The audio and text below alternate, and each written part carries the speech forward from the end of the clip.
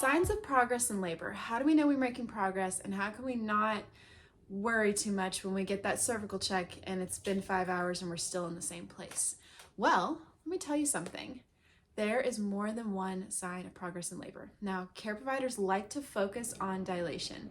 It probably is mostly a cultural thing because that's what we hear about in movies. That's what people know about. And dilation is how big around your cervix is.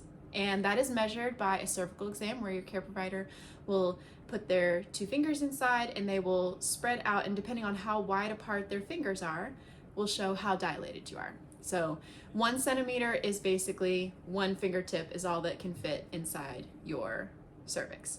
2 centimeters is 2 fingers, and it's so on to the point where you get to 10 centimeters where it's basically like this. And hopefully if you're 10 centimeters, also your baby is well applied into your cervix, so they're also feeling that baby's head is completely inside the cervix and moving down.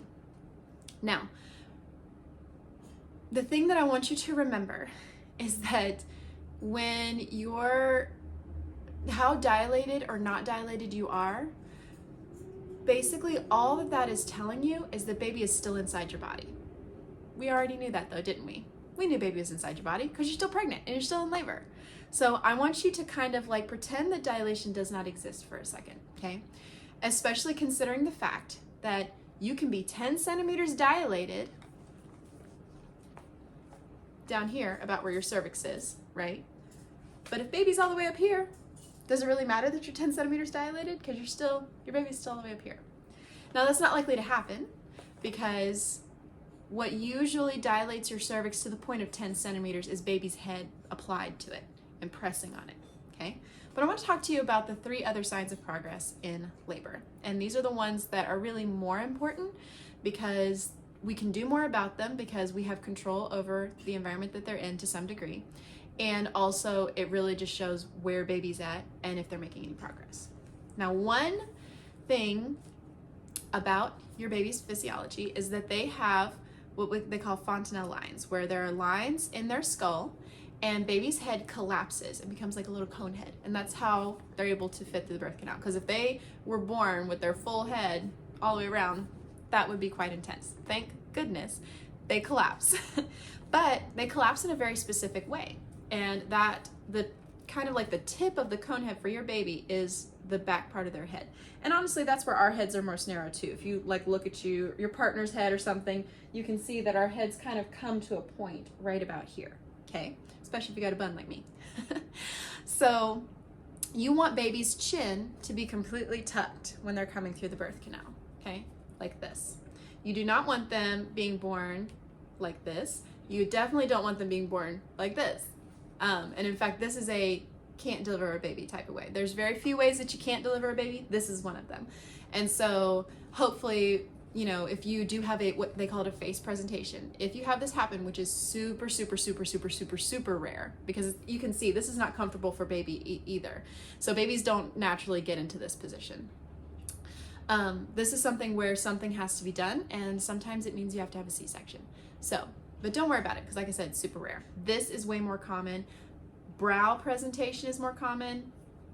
This and this, okay? So let's say you get a cervical check and you're 4 centimeters, and then 5 hours later, you're still 4 centimeters. But maybe baby's head is more tucked.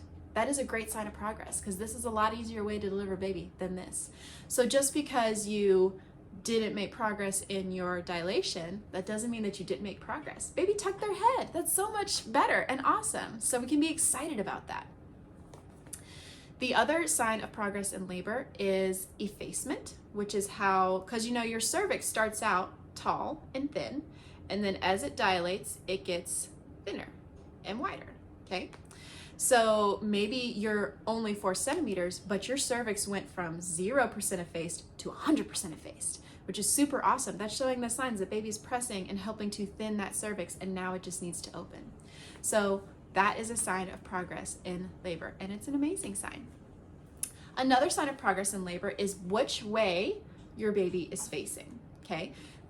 As your baby enters your pelvis, you want baby kind of facing slightly toward your spine.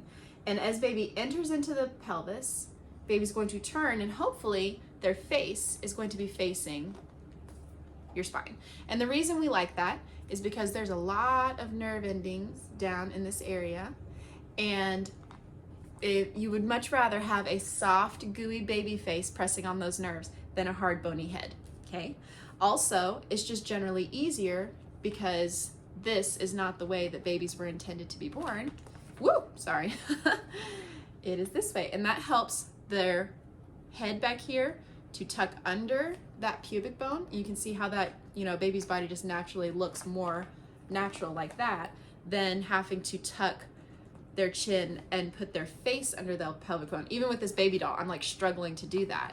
Whereas the other way, it just bloop, came out really easy. So even with these tools, you can see that it's easier to do it that way.